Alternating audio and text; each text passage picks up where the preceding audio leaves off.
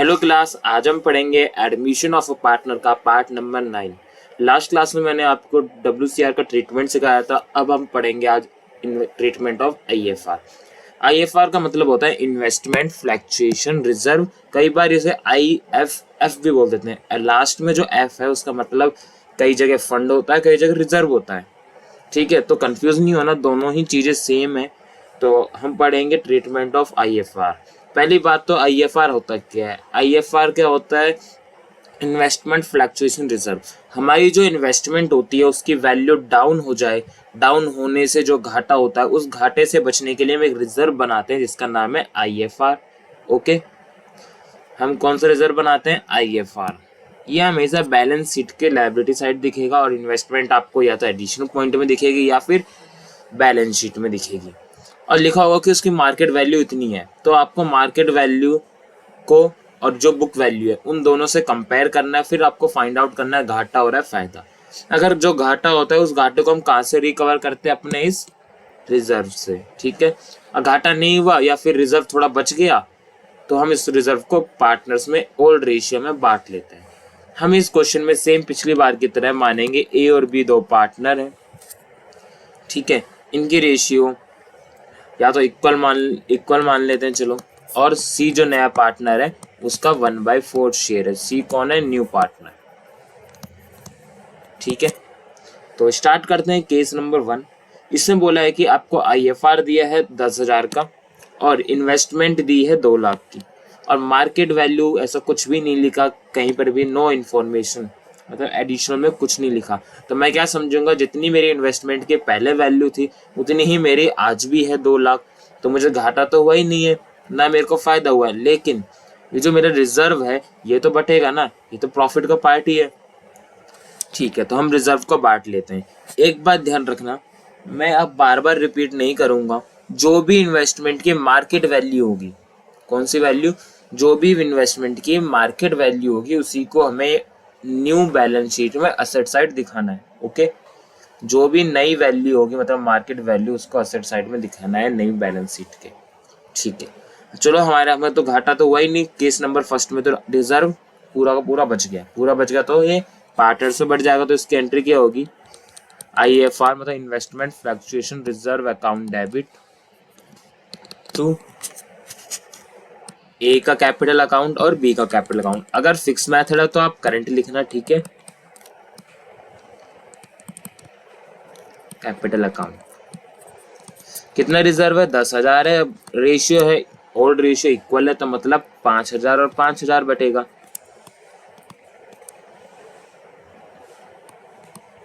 कोई दिक्कत? Case number first आपको अच्छे से समझ में आ गया? आगे चलें, चलो। तो केस नंबर 2 में क्या बोला है? हमने रिजर्व बना रखा है 10,000 और हमारी इन्वेस्टमेंट की वैल्यू है 2 लाख बुक वैल्यू, लेकिन इसकी मार्केट में वैल्यू कितनी हो गई? 1,90,000। इसका मतलब 2 लाख से घटकर 1,90,000 हो गई। तो हमें घाटा कितने का हो गया? 10,000 का। लेकिन उस 10,000 के घाटे को बचने के लिए, घाटे से बचने के लिए हमने पहले ही क्या बना रखा है? IFR। तो वहां से उस घाटे को रिकवर कर लेंगे। तो एंट्री होगी IFR अकाउंट डेबिट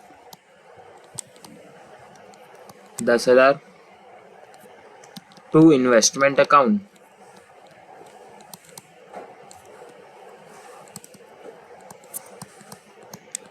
कोई दिक्कत? अब जो मार्केट वैल्यू है मैंने अभी बताया था, जो भी मार्केट वैल्यू होगी इन्वेस्टमेंट की वो नई बैलेंस शीट में शो होगी। तो नई बैलेंस शीट में क्या शो होगा? ये न्यू बैलेंस शीट में 1,90,000 आएगी। ठीक है, कोई दिक्कत नहीं है। इस केस में क्या है? केस नंबर 2 में कुछ भी पैसा बचा नहीं, तो कुछ पार्टनर तो बटेगा भी नहीं। ठीक है, पूरा का पूरा रिजर्व क्या हो गया? यूज हो चुका है। समझ में आया? चलो, तो केस नंबर 3 देखते हैं। लेकिन हमने रिजर्व बनाया था 10,000, इन्वेस्टमेंट की वैल्यू 2 लाख है, लेकिन मार्केट में इन्वेस्टमेंट की वैल्यू 2,10 हो गई। क्या यहाँ पे घाटा हुआ? जी सर, घाटा तो नहीं हुआ, लेकिन फायदा जरूर हो गया 10,000 का। अब ये जो एक्स्ट्रा 10,000 है, ये वाला जो वैल्यू इंक्रीज हुई है, इस 10,000 तो फायदा है। फायदा हमेशा कहाँ जाता है? रीवैल्यूएशन अकाउंट में। तो पहले तो हम इस रिजर्व को बांटने की एंट्री कर लेते हैं, घाटा तो हुआ ही नहीं। तो एंट्री होगी IFR account debit 10,000 to A capital account और बी का कैपिटल अकाउंट।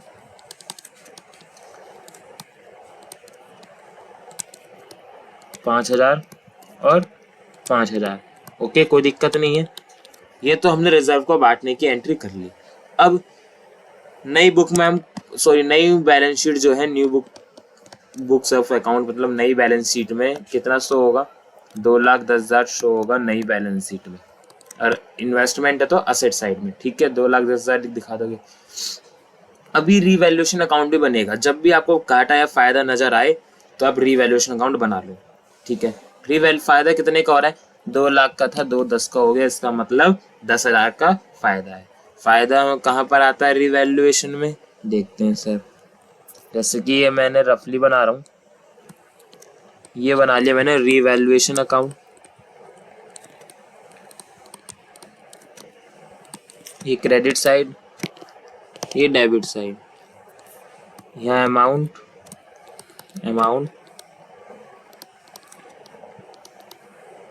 पर्टिकुलर्स और particulars.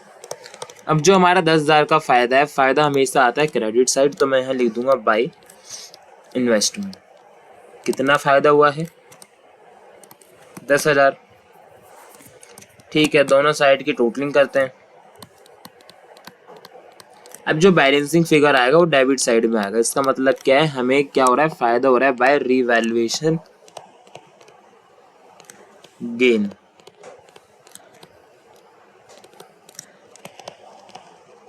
Transfer to partners capital account of A और बी। अब जो भी गेन होता है, गेन या लॉस रीवैल्यूएशन में होता है, वो ओल्ड रेशियो में ओल्ड पार्टनर में बढ़ जाता है। तो ओल्ड पार्टनर तो ए और बी है, तो ए और बी में बटेगा। किस रेशियो में? बराबर बराबर, जो कि उनकी प्रॉफिट शेयरिंग रेशियो है, ओल्ड रेशियो। तो 5,000 5,000। ठीक है, ये हमने रिवैल्यूएशन अकाउंट बना लिया। हमने क्या करा? केस नंबर 3 में आईएफआर को डिस्ट्रीब्यूट कर दिया ये। अब साथ में हमें रीवैल्यूएशन की भी एंट्री करनी होगी। तो चलो, तो पहले मैं क्रेडिट साइड की एंट्री कर लेता हूँ। यहाँ पे पिंक पेन से कर रहा हूँ, ध्यान रखना रीवैल्यूएशन का point. Investment account debit to revaluation. Investment account debit to revaluation. कितना? 10,000 10,000। अब जो ये फायदा हुआ है, इस डेबिट साइड में जो फायदा है, इसकी भी तो एंट्री करनी है, ठीक है। फायदे की एंट्री होगी रिवैल्यूएशन गेन अकाउंट डेबिट। कितना? 10,000 टू ए बी का कैपिटल अकाउंट।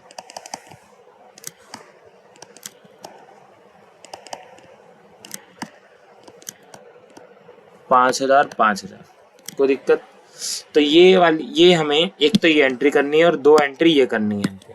टोटल मिला के इस केस में 3 एंट्री करनी है। देखो, अगर आपको वीडियो देखते वक्त आपको सही से ना दिखे तो आप जूम कर सकते हो, ऐसे करके यूट्यूब में जूम हो जाता है, ठीक है। तो ये हमारा रीवैल्यूएशन अकाउंट देख लो, ये हमारी 3 एंट्री देख लो, और ये हमारा केस 3 देख लो, ठीक है। समझ में आ गया आपको अच्छे से? चलो, तो अब केस नंबर 4 पे आते हैं। केस नंबर 4 में बोला है कि हमारे पास जो रिजर्व है वो 10,000 का है, इन्वेस्टमेंट की वैल्यू 2 लाख है, लेकिन इन्वेस्टमेंट की जो मार्केट वैल्यू वो 1,70,000 हो गई। इसका मतलब न्यू बैलेंस शीट में तो 170 जाएगा, हमें घाटा भी हो गया। अब घाटे का नाम सुनते ही मैं क्या बना लूंगा? रीवैल्यूएशन अकाउंट बना लूंगा। लेकिन रिजर्व तो 10,000, तो घाटा कितने का हुआ? भाई वैल्यू तो डाउन हुई थी 30,000, लेकिन 10,000 ऑलरेडी मेरे पास है, तो घाटा हुआ है 20,000 का, ठीक है। तो पहले हम रिवैल्यूएशन अकाउंट बना लेते हैं।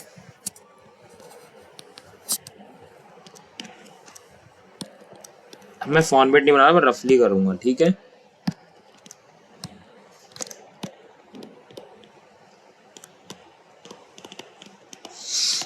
तो घाटा किधर आता है? Debit side to investment. कितने की कम हो गई इन्वेस्टमेंट? 20,000 की। बराबर करोगे तो क्रेडिट साइड में आंसर आएगा लॉस के नाम से। By revaluation loss transfer to partners capital account of A और बी में बटेगा बराबर बराबर और रेशियो में 10,000। ठीक है, हो गया क्लियर। अब चलो मैं इसकी एंट्री कर देता हूँ। तो पहले तो ये इस रिजर्व को सेट ऑफ करेंगे, तो एक एंट्री करूंगा मैं IFR अकाउंट डेबिट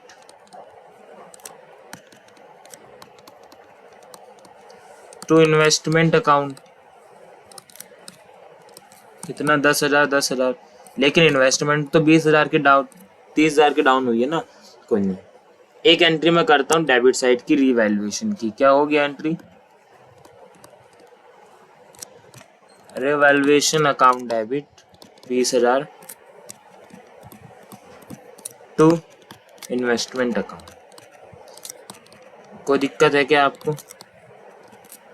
20,000 या तो आप ये दो अलग अलग एंट्री पास करो, इन दोनों के जगह आप एक एंट्री सिंगल पास कर सकते हो। कौन सी?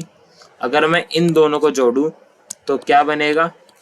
ये एंट्री बनेगी IFR डेबिट है 10,000 से और रिवैल्यूएशन भी डेबिट है 20,000 से,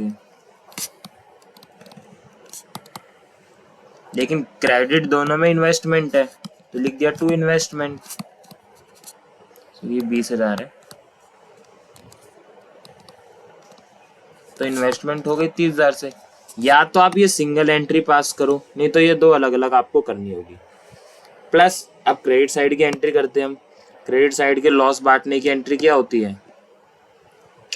लॉस बांटने की एंट्री होती है A और B टू रिवैल्यूएशन लॉस।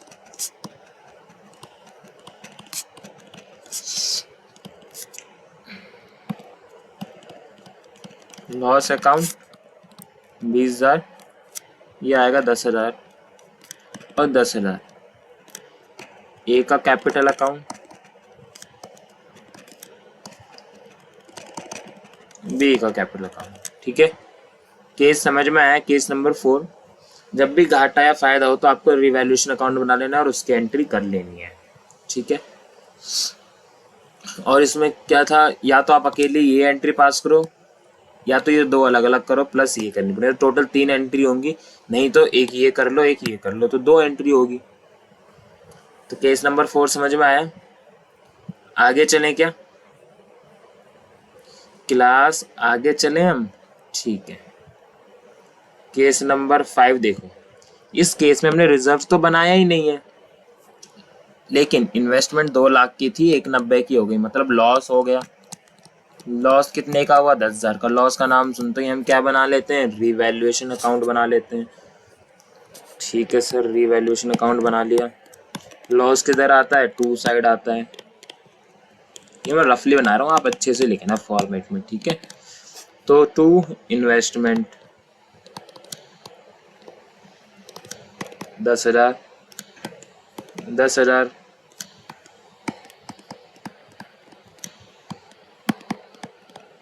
अभी 10,000 बटेगा by revaluation loss transfer to partners capital account of A और बी में बटेगा कितना? 5,000 और 5,000। कोई दिक्कत है क्या? आगे चलें। आपको यहाँ तक समझ में आया ना? अब इसमें 2 एंट्री होंगी, एक तो डेबिट साइड वाले की, एक क्रेडिट साइड वाले की। तो पहले हम डेबिट साइड की एंट्री कर लेते हैं, बनेगी रिवैल्यूएशन अकाउंट डेबिट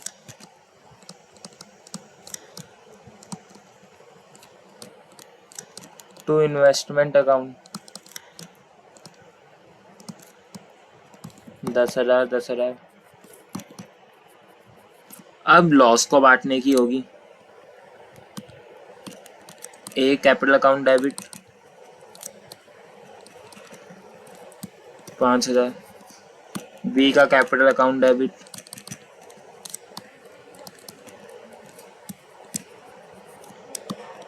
टू